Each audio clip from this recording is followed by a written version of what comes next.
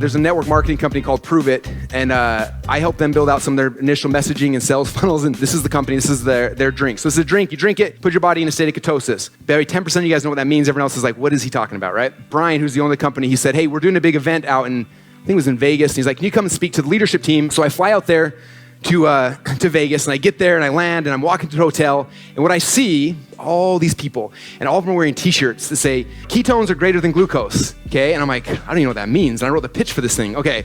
And they're all walking, and they're rocking around, and they're pouncing on people, and like, hey, you need to get your body in ketosis, and like, you need to drink this, and they're pouncing on all these people. And I was like, huh.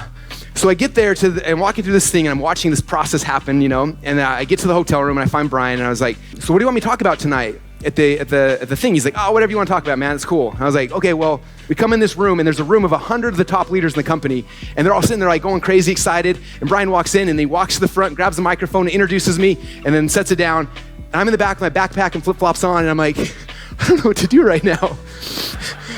So I kind of walk to the front, and I get up there, and I turn around, I look out in this audience, I look in their eyes, and it hit me what they needed to hear.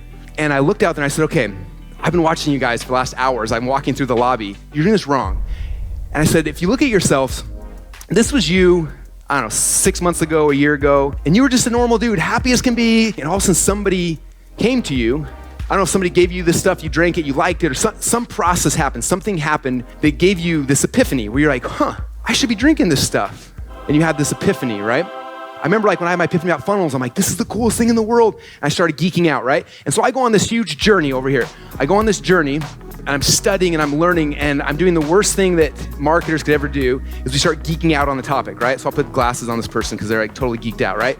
I have a friend, her name's Kim Klaver. She wrote a book called, If Your Product's So Great, How Come Nobody Will Ever Buy It? And one of the chapters is called Technobabble. And she says, this is the reason why most people can't sell. They learn all this stuff, all these things, they're studying the back and they're like, and then they go and they're in a hotel and they see like their prospect walking past and like, oh my gosh, this is it, this is my chance. Like I have a chance to sell this person, we're gonna change their whole life. And the person comes out and then they pounce on the person, right? They pounce on them, they start spewing out all this technobabble. And they're like, look, you need to be drinking this stuff because I don't know if you know, but ketones are greater than glucose. And if you had beta hydroxybutyrate salts in your body, you'd be melting fat off. And the poor prospect is like getting this technobabble just shot at him and they're like, I don't know what to do, right? And then they run away. And they're like, oh, nobody will buy my stuff. Okay, now the technobabble is not what got you to buy. It's not what's gonna get them to buy. The way you sell stuff is to stop, and you've got to come backwards on this journey and come back here and remember what was it that gave you this epiphany. You didn't wake up one day and you wanted to be teaching fitness or finance or gardening or whatever your thing is. Problem is you're still gonna slip back into this technobabble, right?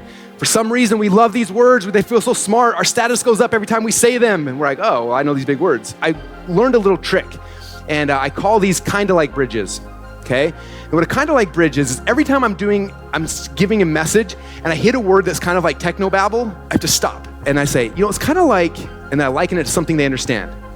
So I wrote the pitch for Prove It. Ketones is the word that most people don't know. So as soon as I said ketones, I'm like, da-da-da-da-da, ketones. I'm like, it's kind of like a million motivational speakers running through your body. And like, oh, cool. I get that. Part of telling this story is telling the story. But have you ever noticed that sometimes you'll try to tell someone a story and you're like, okay, this is the deal. And you start telling them what happened and you're so excited and you explain it to them and then they're like, oh, wow, that sounds cool. And you're like, no, like, dude. And you retell the whole story again. And like, no, I heard you. It's cool, man. And you're like, no, like, you had to be there. If you'd have been there, you would have got it, right? Who's ever said that before? Okay, it's frustrating, right? And you think about it, the reason why is because like the person didn't have the same experience you do. So if I want somebody to have the same epiphany that I had, I can't just like give it to them like, here's this epiphany I had and shove it down their throat because they're not gonna get it. What I have to do is I have to get them in the same state that I was in, right? Like, have you ever seen the movie, the new X-Men movie that's out at the time? There was a scene where Magneto, you guys don't know Magneto, who becomes the bad guy in the future movies. He's a little kid, and they're taking him and his family into this Nazi concentration camp. They see the fences, the metal fences kind of move, and the Nazis are like, okay, there's something wrong with this kid. And so they bring him into a private room, right? They have him, and they're trying to get him to move a coin on a desk. And they're telling him, like, you need to move this coin. And so he's trying to move the coin, and he can't quite move it. And so finally the Nazi guy stands up, shoots his mom. He comes back with like this look of fear, and that fear turns into like anger and rage. And you watch the scene where he just destroys the entire room. Now, if Magneto was like a lot of us telling stories 20 years later, he'd be like, yeah, so when I was a kid, I was in a Nazi concentration camp and they wanted me to move a coin and I couldn't, so they shot my mom and that sucked. That's how a lot of you guys tell your stories. Okay, I've heard it.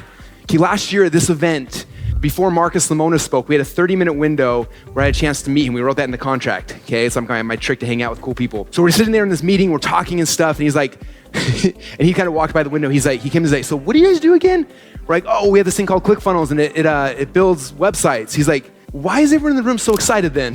You have a website build that people are jumping and screaming, like everyone's like, I don't understand what you guys are doing. And I'm like, okay. And so all of a sudden I instantly slipped into technobabble and I tried to explain a sales funnel and the upsells and all this stuff. And he was like, I don't get it. Why are they so excited? And I stopped and I was like, okay, well, and I tried to really quickly remember like, well, why am I so excited by this? Why is everyone in the room excited? And so I kind of explained a story about how funnels, what they are and how they work. And he's listening, he said, okay. He's like, well, how would this work for Camping World? So I'm like, well, I'd probably do this. He's like, well, how would this work for Sweet Pete's? How would this work? And he asked me 3 or 4 companies. And he stopped and he's like, every company needs a funnel. I was like, yeah. Yes, they do. This is probably the most valuable thing I can give you. When you understand this is how you sell. It's not about sweet headlines and like copywriting tricks and secrets, all sorts of stuff. It's just remembering what got you to believe what you do. There's a reason why you're so passionate about what you do. And you have to remember what that was. And that's the story you got to tell. Okay, it's not my story, it's your story. And if you remember what that was and why you cared about it, and you get really good at sharing that, that's what gets people to come over here. That's what gets people to follow your mass movement. That's what gets people to believe in you, because you believe in it.